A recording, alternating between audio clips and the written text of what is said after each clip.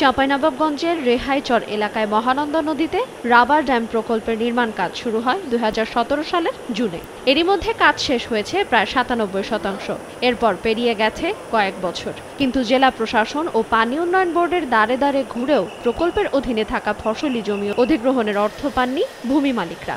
নদীর মধ্যে খাস জমি নিয়ে জটিলতার অজুহাত দেখালেও সিংহভাগ জমি মালিকের খাজনা দেয়া আছে ২০৩১ সাল পর্যন্ত। চাষাবাদ করতে না পারার পাশাপাশি অধিগ্রহণের টাকা না পেয়ে অসহায় হয়ে পড়েছেন ২১টি খতিয়ানের ৬.৩৭ হেক্টর জমির ১৫০ পরিবার। জমি মালিকদের দাবি, গত ১৫ ফেব্রুয়ারি রাবার ড্যামের পাম্প উদ্বোধন করতে আসেন সাবেক সংসদ সদস্য আব্দুল ওদুদ। এ সময় অধিগ্রহণের টাকার দাবিতে সেখানে গেলে তাদের উপর হামলা ও মারধর করে সাবেক এমপির লোকজন।